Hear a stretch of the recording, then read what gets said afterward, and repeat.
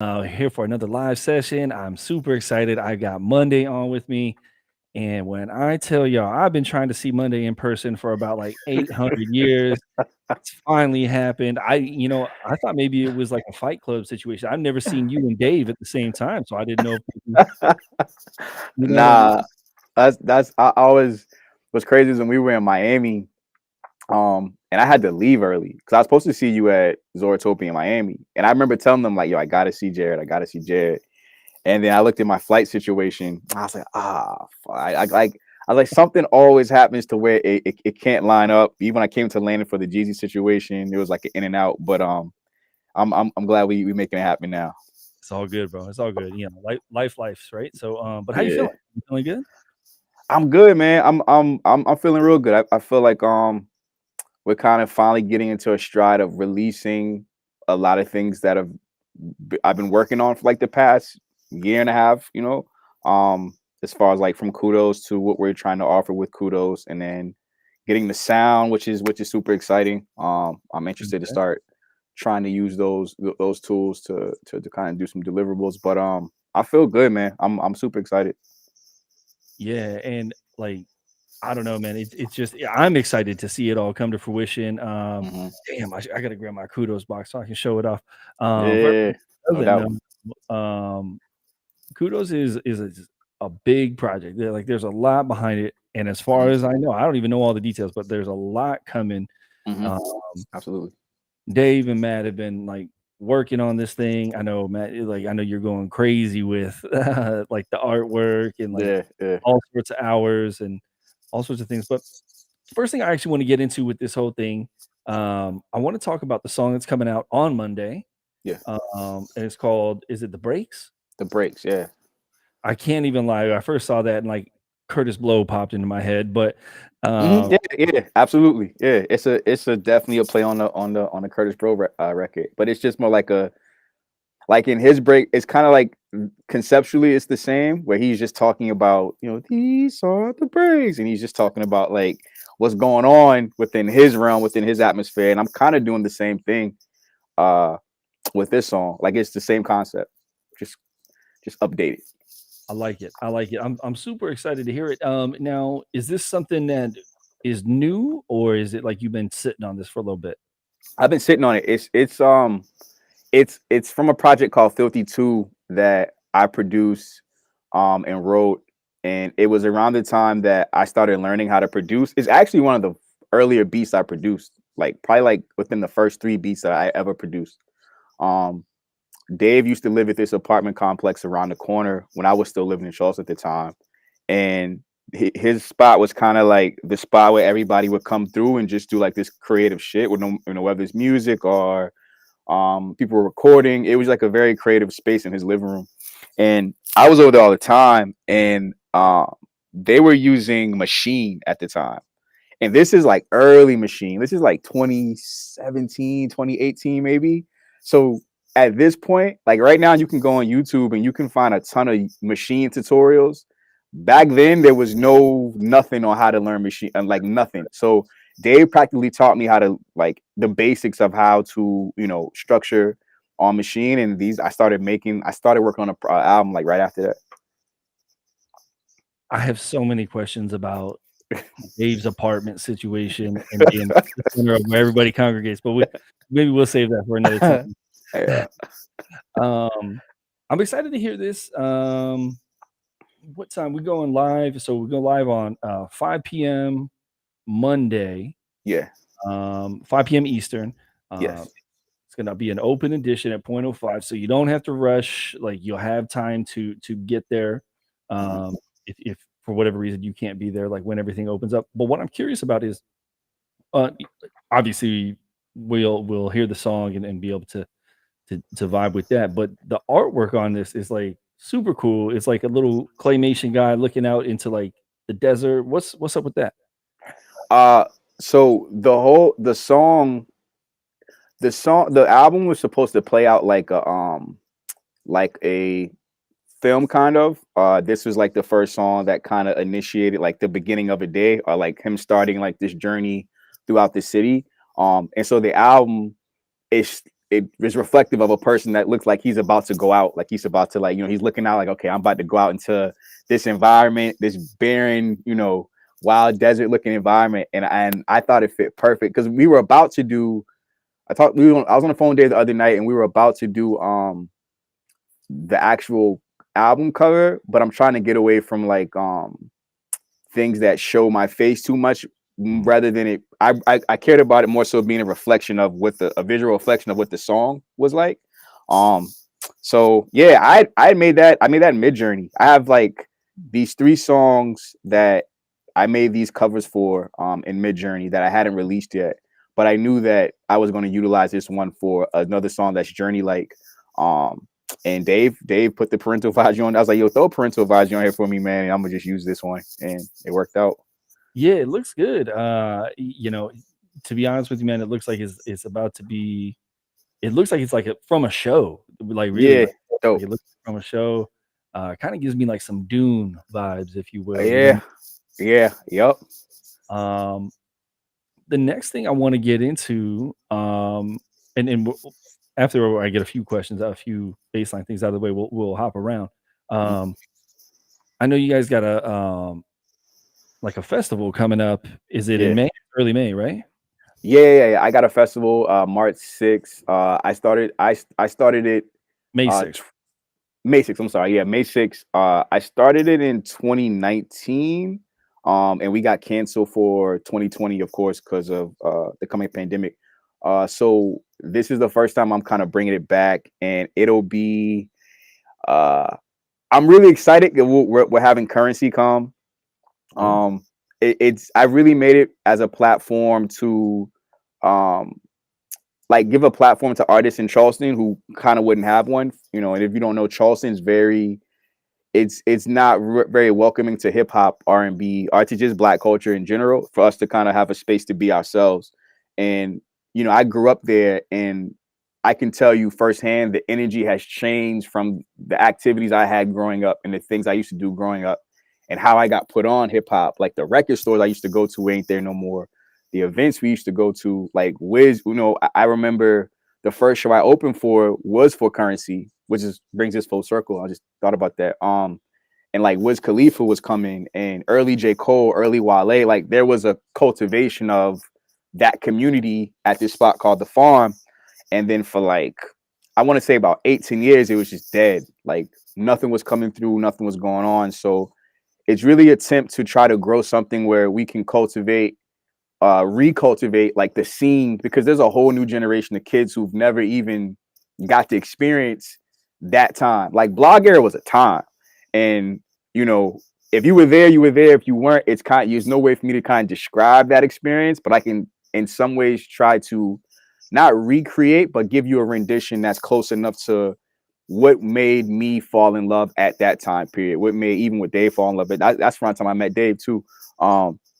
Just kind of fall in love with it and just have fun and just be ourselves. You know what I'm saying? So yeah, it's coming up May 6th. I'm super excited. I'm excited about the art, the stage design. Like I'm into all that shit, the production quality. I'm super excited. I'm actually excited. You know, I'm not too far, so I might have to figure out a way to get out there and see what's going on. It might be a Pull good. up. You got Yeah. kudos. You get a free ticket. You get a free ticket. You got the kudos box. Bet. Uh, Curious, you know, speaking of like set designs and stuff like that. So like, I love having this discussion with people, like maybe what their favorite show is that they've ever been to. And speaking Mm. of set designs, I remember I want to say it was '08, and I forget maybe it was called Glow in the Dark. It was Glow in when the dark. I was about to say glow in the dark. that was crazy. I was about to say glow in the dark. I still have glow in the dark merch. I wish I was there so I could have showed it to you, but I still have the little like teal green, the teal blue shirt with the bear and the yellow letters. Glow in the dark was like, It was so bruh, good. that shit changed my life, bro. Like prior to that, you gotta understand, we were going to like shows at like hole in the walls, hood spots, or just smaller venues where it was just like you got some lights, you got a mic, it's a DJ, and the energy pretty much carried the show, which is good, which is dope because it kind of gave you like the basics of like what hip hop is about. You know what I'm saying? Like it was super dope. But then that glow in the dark shit, I mean, Yeah. this man really like transported us to like another world almost. Like it was crazy how that shit went. And something I think that's underrated, you about to have me ranting now, but something I think that's underrated about that tour is the opening acts, even like Oh, where everybody was in their careers at that time. Like you could never get that group of people you together. never get. I said you can never get them together. That early Rihanna, what NERD was doing at that time, with Lupe. Lupe was there. I think I think the Cool was like out, and the Cool was like a crazy album. A lot of that CRS shit was going on at the time too.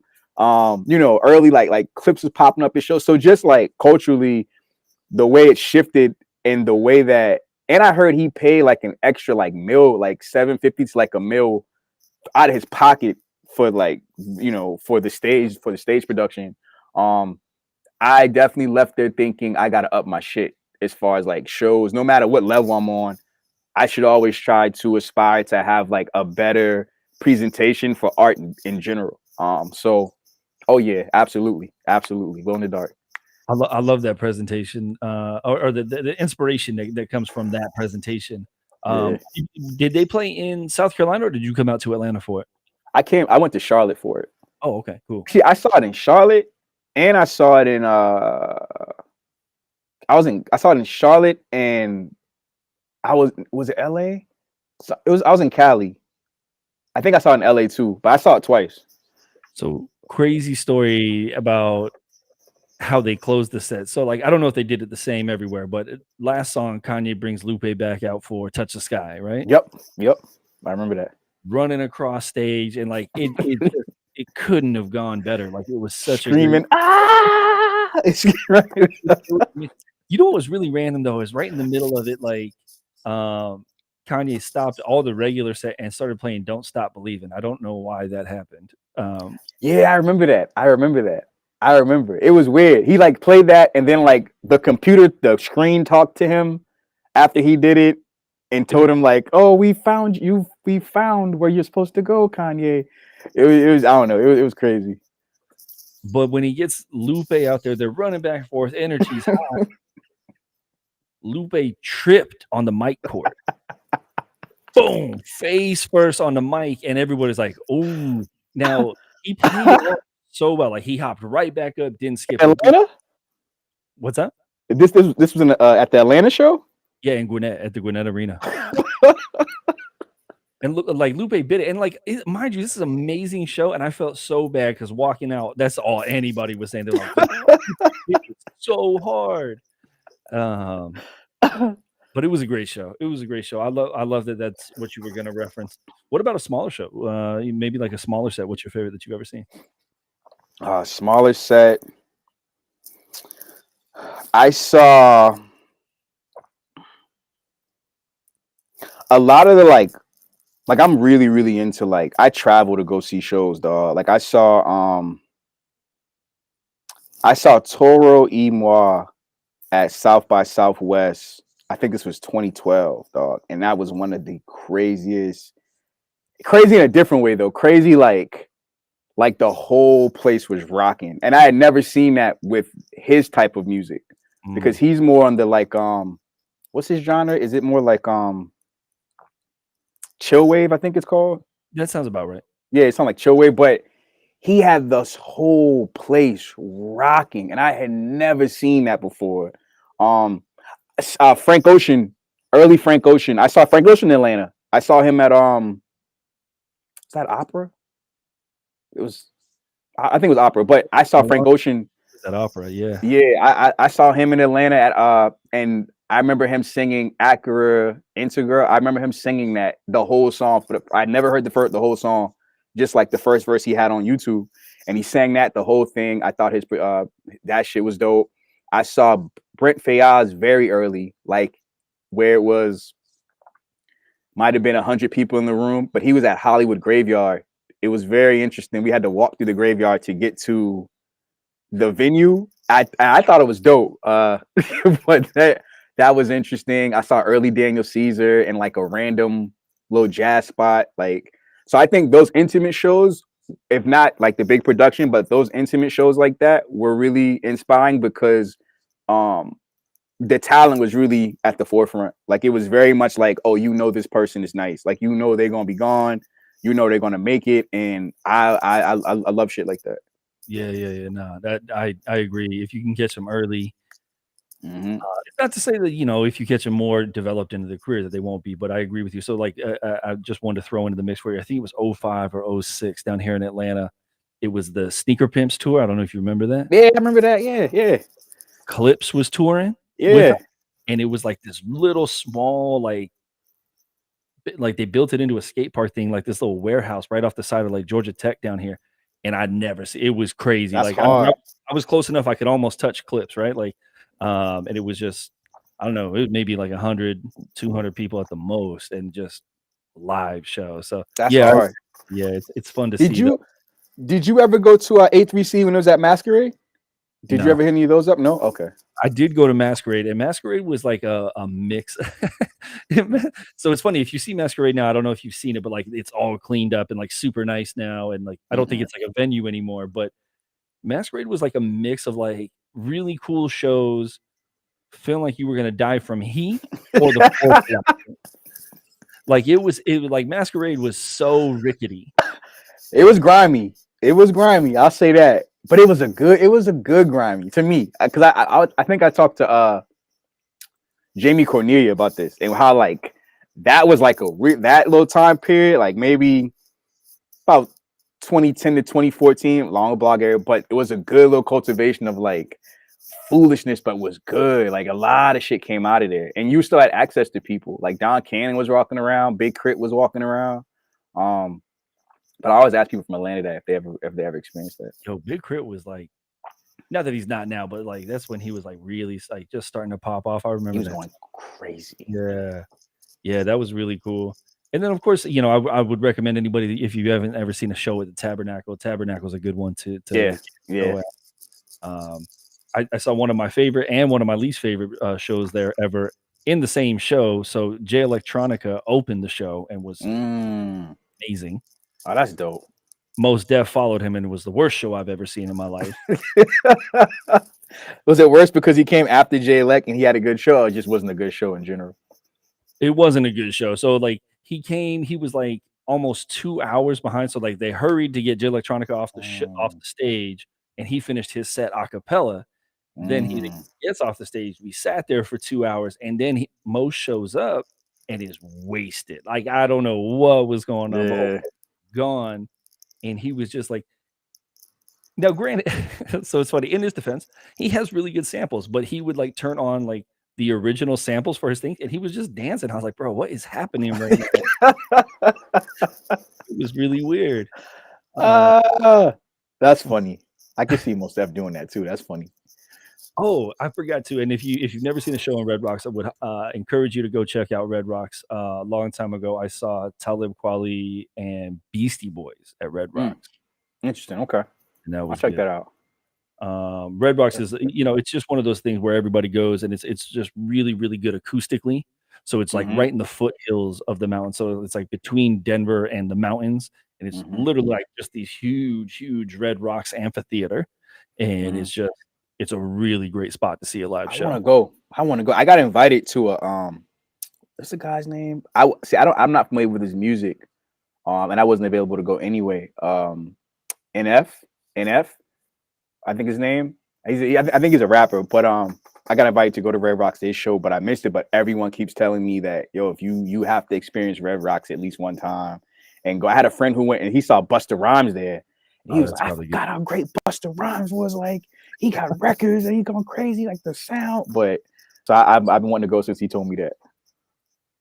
It's worth seeing. It's worth seeing. I actually grew up like 20 minutes from there, so like Red Rocks was super normal to me until I started getting out of Denver and then seeing other things. I Oh, was like, nice. pretty dope. How far is it from Denver? If you're like downtown Denver, maybe like 30 minutes outside, 30 to Okay. 40. It's not far.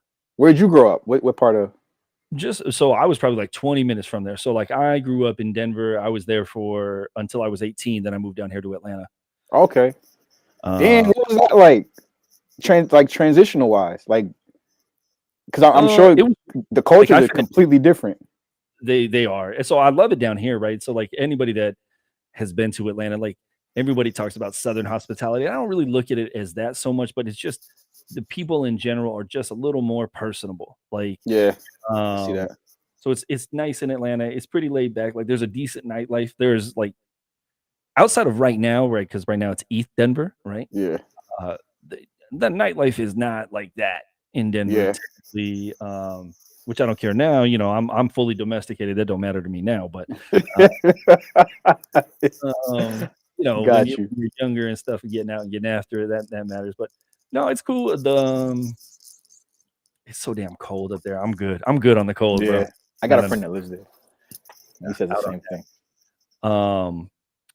So what I want to jump to next is kudos, right? So like give us a little, for anybody that's catching up, give us like a just a quick summary on what kudos is, and then I want to hear where you guys are going. And you don't have to drop too much because anybody that doesn't know, Matt, right after this at 6 o'clock Eastern is doing a full space with Trish and Dave, and they're talking, getting all things kudos. But catch us up on what kudos is and kind of where we are right now. Yeah, so Kudos is an album that we released on chain. It's strictly on chain. I haven't released on DSPs, and I probably won't. Um, Trish is really trying to get me to like people want to hear the music, but I kind of want to go through the process. And she's not wrong, but I want to go through the process of the deliverables as far as like what I want to give people who have this first before I go that route. I think that for one, and not just yourself, but everybody uh who supported it. Like I gotta say my appreciation is, I can't put into words the appreciation and how grateful I am that people one spent that during that time in the market with what was going on. And so that kind of gave me like an way extra boost to make sure the people who did do that, I definitely want to. I mean, they talk about this all the time. I'm like, yo, I need to make sure like the holders are getting some good shit. But it's a I got off topic. It's an album that's strictly released on chain. Um, if you go to the website, which is kudos.xyz, you can mint it. When you go there to mint it, you have the option to download it. You own that music. You own, that's yours. You can also order the physical if you want to. And when you order the physical, the metadata will change on your token. And I was shipping off like the physicals. The physicals comes with. I got a physical over here somewhere. Hold up. So the physical comes like this. So it comes in a box that looks like this. This part slides off, and then inside that you get this box. And this box comes with AR on the front, and then you have the album right here on this QR code. It comes with this comic book that comes inside it, and it comes with popcorn, like actual popcorn. So it's actually like a popcorn box, and the intent is for you to like listen to it like it's a film. I'm a huge film fan, so a lot of my music I do a lot of film references, whether that be by design or sonically. As far as the packaging, I did the packaging. I did all the contacting manufacturers. I work with the artist and who I have to shout out a million times. All credit and praise goes to Cassidy Nugent, aka Psy People. It's spelled PSSYPPL. I don't know what that could or couldn't be. We're just gonna say Psy People. He's never told me, and he won't tell me. I keep asking him. He keeps like changing subjects. But anyway, yeah. So he did all the artwork for Kudos along. Like we just kind of collabed on it. But I won't take anything from him. He did all the digital illustration, and yeah, you get it. And then the album, I ship it to you. You can play the album, listen to it. I'm going to be updating the album as of like yesterday. I've already made 3 new songs that I'm going to update it with. And yeah, that's just pretty much how we just were able just to sell an album with our own marketplace. You know what I'm saying? Like I love the tech, where I'm like I wasn't a big tech fan pre Web3 because it was all kind of redundant, but I think the things you're able to do with blockchain tech, I'm really into world building. It also is Kudos will be a part of a larger world that I'm building with Dave called Project Pharaohs. Kudos is just my project, but Dave will have his own project. I'll have another project, and we'll have other offerings to the holders of these tokens. So like all the Kudos holders, you get entry into my festival. You know, if you want entry, if you I'll be airdropping several NFTs for free. So like my sound drop Monday, I'm airdropping it to all the Kudos holders. There's another drop after that I have that I'm airdropping to all the Kudos holders. So that's kind of the way we on. It also we're building a larger project to give access to people who want to come into the community at a smaller price point, which is called Project Pharaohs. It'll be a 10K project, a PFP project. If you have Kudos, you get that for free. You know what I'm saying? So it's really just like this inception of if you really rock with Matt Monday, I want to continue to. It's like a never-ending bundle almost, you know, in a sense. I plan on doing merch. Ooh, I'm a sucker for merch, bro. There's a lot, because I'm wearing my merch right now, but I'm really into just the offerings of people who spend that type of money. This is the first time we're seeing this type of money being spent on music. You know what I'm saying? So why give the bare minimum? You know, why would I give?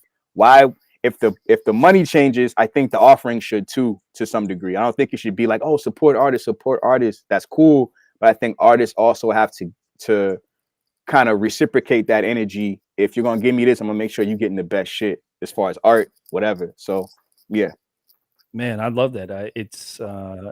I won't contest you giving me the best shit, bro. Like I will not.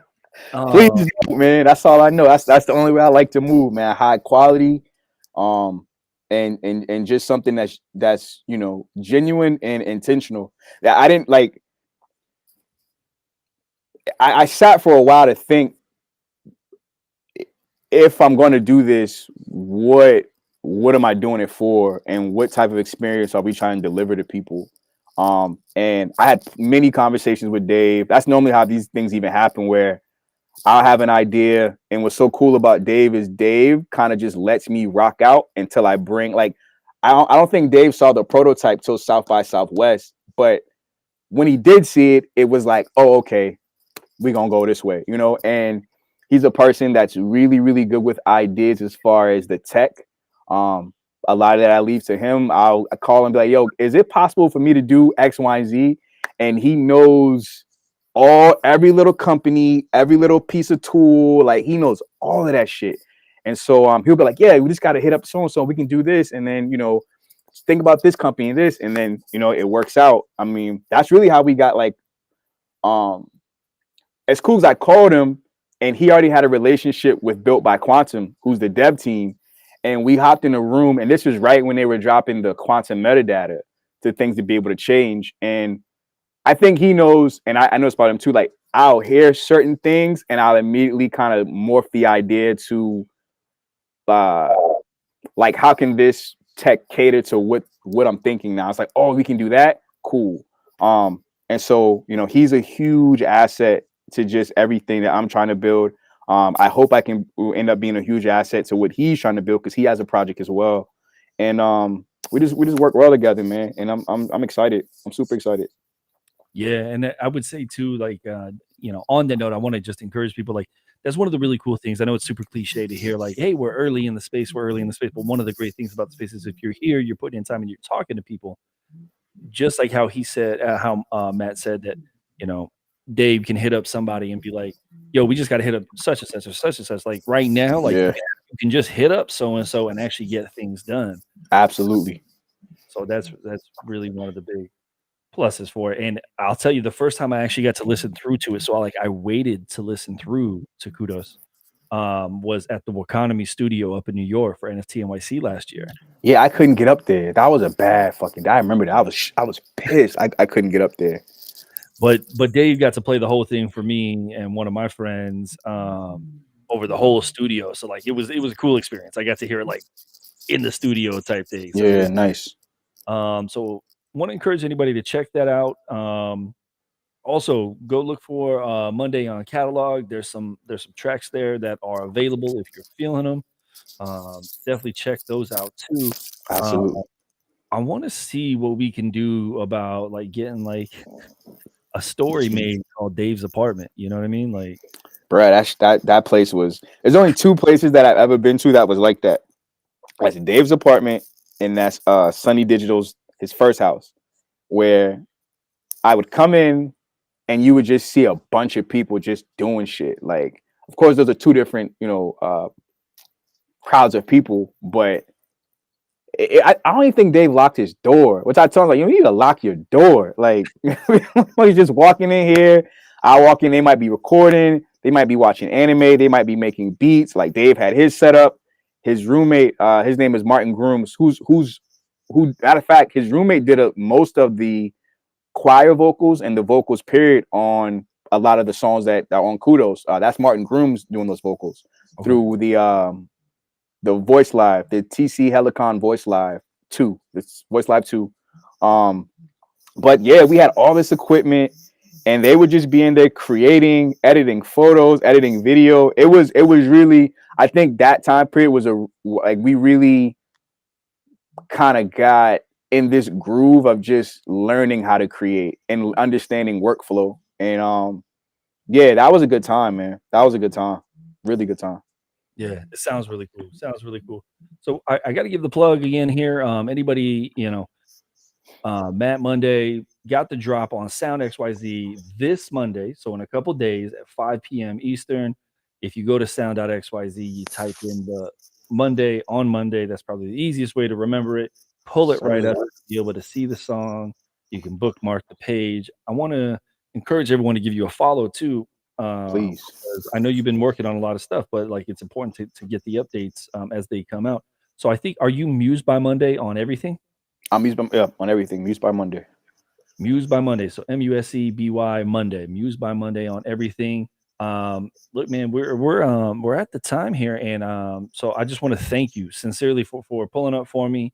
Love being able to talk, and we could probably keep these going for a little while, but let you take a little break before you get into. I know Dave be getting into those long spaces sometimes. So yeah, I hate spaces. They all know that. I'm like, yo, we do a space. Can we just get this knocked out in like an hour? They be in spaces for like 4 and 6 hours. Like, bro, how do you do this, dog? We are completely opposites on that. But I respect it. And that's how he's building in this space. He's building his relationship. So I absolutely respect it. But I can't do that, man. But I will leave you with this. I would like for you to say whatever it is that you have to say. The floor is yours, and then we'll sign out. Thank you, first and foremost, just for having me here. To even care about what I have to say about anything is always appreciated.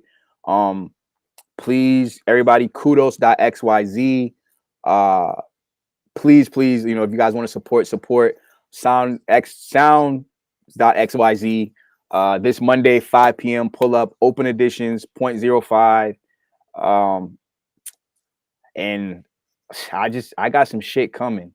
I'm not gonna front. I normally don't be talking crazy, but I got some shit coming. So yeah, please tap in. Stay tuned. Stay tuned. We may or may not get a Beeple cameo at the festival in May. So. hey. I don't know. Beeple. I think Beeple beefed with me, man. I saw Beeple at me and Dave saw him at the Trippy party. He was looking at me. I tried to say hi, and he was like looking at me crazy. So we have to double back on him. I mean, we can run with that. Beeple Monday beef. I got it.